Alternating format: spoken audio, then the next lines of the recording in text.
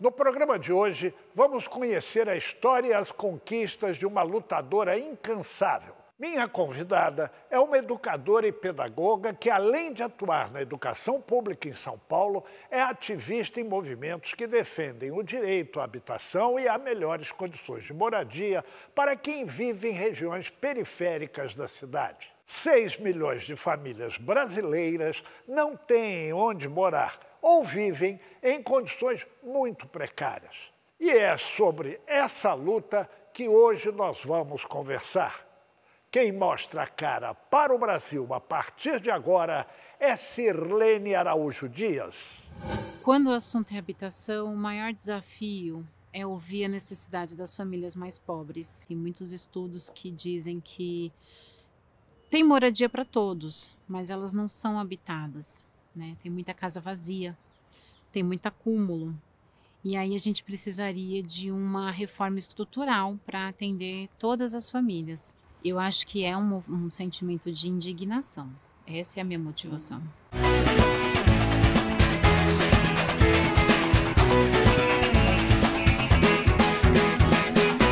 Sirlene, seja muito bem-vinda.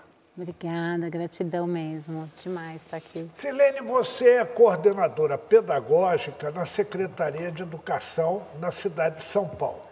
Foi professora, mas soube que a educação não era sua primeira opção quando prestou o vestibular. Como você descobriu, encontrou e foi pela pedagogia? Esse foi um caminho que não estava previsto. Se bem que olhando lá para o passado, lá para a minha infância, depois de muito tempo pensando, eu acho que meu pai me deu essa primeira, não sei, dica, né? E numa brincadeira assim na mesa, meu pai falando assim, olha, o que você quer ser quando crescer? E eu falei professora, mas nem pensava sobre. E quando eu fui prestar o vestibular, eu tinha interesse em políticas públicas. Era um assunto que eu já estava bastante engajada em vários movimentos na adolescência, quando conhecia a política e tudo mais. E na época estava surgindo o ProUni, entrei com bolsa em uma faculdade particular para fazer direito, porque ainda na área da política. Depois eu resolvi fazer uma transferência para a USP, que era o meu ideário. E pensei em pedagogia como um curso muito fácil, porque eu queria transferir para a área da política pública. Mas quando eu entrei na pedagogia e conheci a grade, eu vi que era política pública na prática. E desde então, trabalho. Então, você acabou fazendo uma ponte, né, da pedagogia com aquele sonho seu de estudar as políticas públicas. E aí, como é que você botou na prática a pedagogia nas políticas públicas? Bom, já porque eu trabalho na rede pública, isso por si só. Estudei na rede pública, hoje trabalho nela a vida inteira. E também uma coisa muito interessante, quando eu entrei na área da educação, e na educação eu consegui trabalhar perto de casa. Nós temos escolas, eu acho que é um dos serviços públicos que tem maior capilaridade, né? A escola tem em todo lugar. E me fez me apropriar muito mais do meu território, conhecer melhor o que acontece no meu território, entender mais profundamente o drama das famílias com quem eu lido, das crianças, me aproximei bastante da infância. Eu me encontrei bastante ali num serviço muito útil, que era o que eu queria fazer com política pública. E lidando diretamente com as pessoas que precisam daquele serviço, que usufruem, têm direito a ele. Você estava falando do drama das pessoas, né, da sua comunidade ali, do entorno e tal. Como a sua infância acabou sendo determinante na questão da moradia, a participação nos movimentos sociais de habitação digna para todos, esse direito da casa própria, né? Até o momento em que eu conheci a política e trabalhei um pouco com política, eu era adolescente. E aí eu passei a ter acesso a discussões que eu nunca tinha tido antes, nem no ambiente escolar, de entender o que era uma periferia, diferenças sociais, né, desigualdades sociais, na verdade. Eu estava panfletando numa época de campanha política, era um trabalho. E aí, nisso, eu me aproximei das discussões que aconteciam ali entre os candidatos. E aí eu passei a entender a minha realidade. Percebi que, graças a Deus, a minha família, temos uma casa própria, meu pai, minha mãe, mas era uma casa muito precária, com documentação irregular, enfim, uma casa bem periférica. E aí eu comecei a olhar para isso com outros olhos, comecei a perceber que, poxa, por que a gente vive assim? E por que tantas outras pessoas vivem assim também? E você vendo seu pai trabalhar o dia todo, né? Vendo a sua mãe trabalhar o dia todo. Né? E o meu pai é pedreiro. O meu pai construiu mansões. E quando eu me dei conta disso, às vezes a gente levava a marmita para ele na obra. E aí eu olhava assim, nossa, que casa enorme. Se é uma casa, é para uma pessoa, é para uma família. E depois, na fase da adolescência, eu comecei a me perguntar, mas olha a nossa casa de 2 cômodos, com tantos problemas de infraestrutura, e por quê? E aquela casa tão grande, tão maravilhosa. Então, essas questões me incomodavam muito na adolescência. Quando eu passei a trabalhar na educação, eu conheci o movimento de habitação e conheci uma pessoa muito importante na região, que é a dona Lourdes, Maria Cecília de Luna. E ela é liderança de um movimento de habitação de muitos anos, de 40 anos de história. Que inclusive aquele céu onde eu era funcionária foi uma conquista do movimento social que ela lidera. E passei a fazer parte do movimento de habitação com ela. E a gente fez bastante coisa. A gente já está lá acho que isso já tem uns 17 anos essa história. Então, a gente desenvolveu bastante atividade de economia solidária dentro do movimento da Dona Lourdes, educação popular, com teatro, com palestra, e ali fazendo o cadastramento das famílias. E uma das coisas que eu quero muito poder apoiar ainda o movimento dela é poder escrever a história do movimento, porque é um movimento com 40 anos, com muitas conquistas. E a Dona Lourdes foi uma inspiração para você, né? E ela é uma grande inspiração, admiro bastante. Daqui a pouco, a Sirlene vai nos contar sobre os desafios que enfrenta todos os dias em seu trabalho na educação. Já, já, depois do intervalo. Fique conosco. As escolas de periferia, elas contam com uma dificuldade que está para além da educação. A escola é um serviço tão essencial que ela é um dos serviços que mais acompanha a infância, mas ela não dá conta de tudo. A escola é muito importante para o desenvolvimento social daquele território. Não é só educacional, é econômico, é de saúde. É a escola da família, né? Exatamente. Como é a história da Casa de Cultura que hoje você coordena?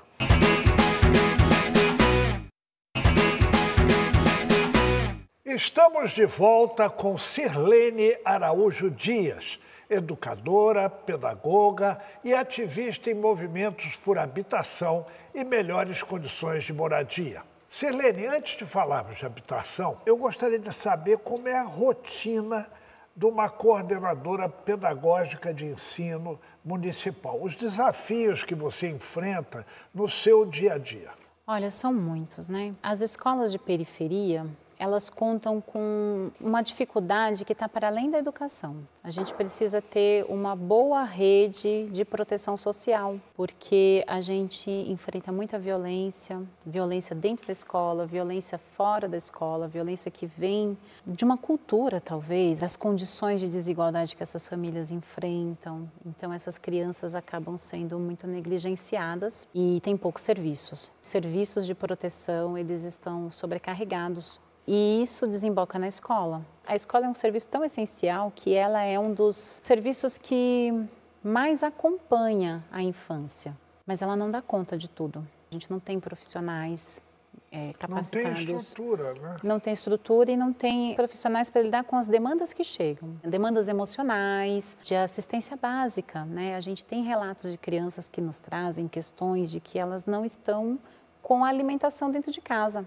Antigamente, a escola era um lugar para você ir aprender, né? Para você ir estudar, para fazer a carreira e tal, isso e aquilo.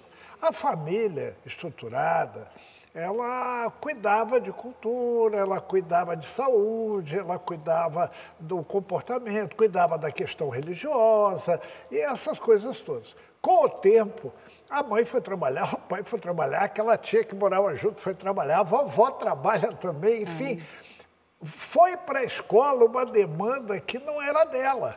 acumulou. Hoje a escola tem que ensinar como lidar com o banco, tem que ver a questão psicológica, ver a questão da saúde, ver a questão social, ver a questão da violência, além de estar ensinando, né? Sim. Então isso demandaria uma estrutura que a escola não tem. Né? E eu entendo que essa estrutura não precisa estar dentro da escola mesmo, mas ela precisa estar ao redor. A escola, ela tem um território de atuação. Então é muito importante que perto da escola a gente tenha uma UBS, que atende aquelas mesmas famílias que a escola, uma rede de assistência social, porque a gente entende que aquela criança que sofre algum tipo de negligência em casa, nem sempre é porque a família não lhe dá atenção, é porque ela não tem aquela estrutura. Então, uma família que precisa acionar seus direitos básicos, de uma renda complementar, esse serviço tinha que estar perto, tinha que estar em diálogo com a gente, um conselho tutelar, porque existem casos muito sérios de violação. A gente notifica, a gente observa, a gente acompanha, mas a gente não consegue ir além do registro. Serviços que deveriam ser de apoio imediato, por exemplo, o Serviço de Proteção à Vítima de Violência, ele tem fila de espera. Nós temos alunos da nossa escola nessa fila. Emergência não pode ter espera, é emergência. Exatamente. E aí a gente está falando de uma emergência para crianças que estão passando por uma situação muito grave de violação. Então, essas coisas todas a gente percebe, a gente enxerga na escola. É lá o olhar, acho, institucional, primeiro, que alcança. E isso adoece a carreira docente. E não dá uma angústia de você ver as coisas acontecendo e não ter solução, não andarem, não resolverem? E acredito que vocês têm perdido crianças, né, em razão disso. Temos perdido jovens, a gente tem observado, a gente tem trazido as famílias para perto nessa intenção de mostrar que, olha, de forma institucional a gente está aqui para apoiar, manter a criança na escola, manter o nosso trabalho, mas a gente percebe que isso adoece a carreira docente. Então, professores, isso aí tem, infelizmente, bastante dado já, né, de como os professores têm adoecido, e a gente está falando de questões emocionais. Né, eles têm um nível alto de estresse, muitos afastamentos na rede por questões de doenças mentais. E a carreira ela está socialmente desgastada, desvalorizada. Então precisa ter um trabalho de resgate desse profissional, porque ele é essencial. É uma sociedade que desvaloriza em cadeia várias carreiras, várias profissões e o desenvolvimento social. A escola é muito importante para o desenvolvimento social daquele território.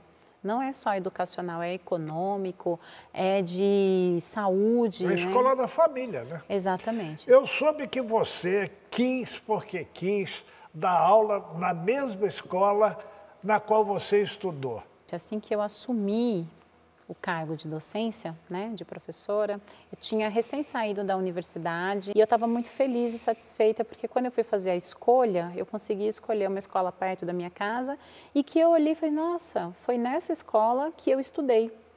Estudei um período em que morei em São Paulo na infância, mas eu me deparei com alguma coisa interessante também, que é perceber as escolas, elas precisam fazer uma acolhida. Esse é um tema que precisa entrar, eu acho, até em formação docente, como a gente humaniza mais as nossas relações dentro da escola. Eu diria que eu passei um período um pouco difícil no meu acolhimento. O que aquela menina que estudou na escola que você era diria para a professora que você se tornou sobre aquela escola? É possível transformar, diria isso. E mais, eu, na minha docência, olhei para uma professora que eu tive no ensino médio em Itapecerica da Serra, que foi para mim uma inspiração, professora Ananete. E eu sempre olhei assim a forma como ela lidava com a realidade. Então, ela era uma professora muito direta, ela falava exatamente as coisas que a gente tinha que ouvir, ela não usava subterfúgios. Sem rodeios. Sem rodeios, isso. Mas também com bastante afeto. Como é a história da Casa de Cultura que hoje você coordena? Eu faço parte da equipe gestora da Casa dos Meninos.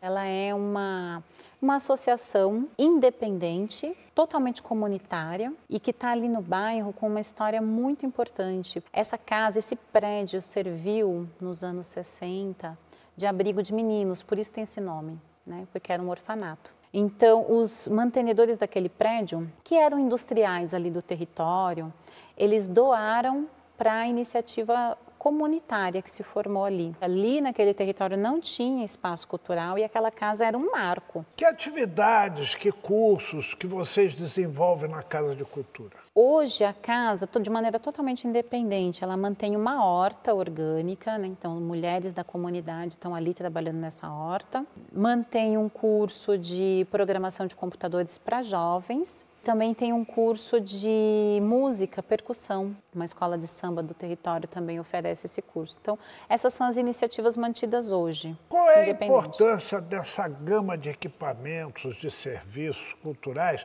quando nos territórios periféricos? Primeiro, o acesso. A gente tem percebido isso, né? Quando a gente olha para a periferia, ali para a Zona Sul principalmente, 20 anos atrás não se tinha muita opção de cultura, quase nada. Hoje a gente já tem no território vários serviços, né?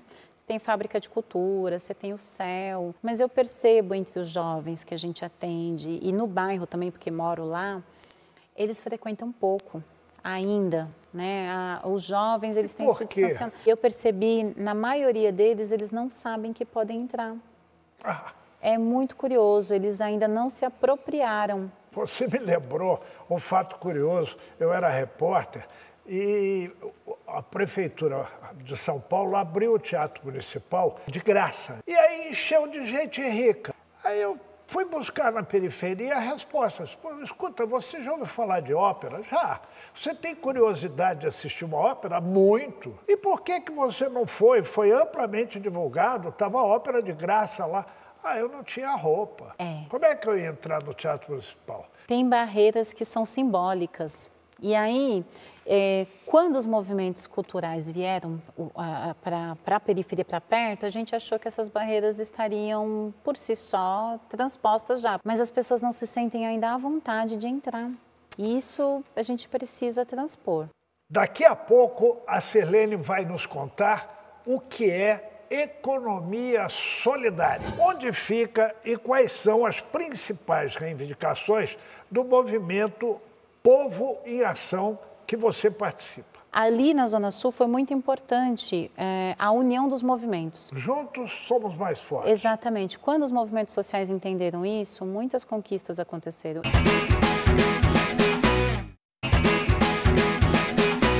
Estamos de volta com Sirlene Araújo Dias, educadora, pedagoga e ativista em movimentos por melhores condições de moradia. E, acima de tudo, uma lutadora pela educação. Sirlene, o que é e como funciona a economia solidária? A economia solidária é uma outra forma de ver a economia.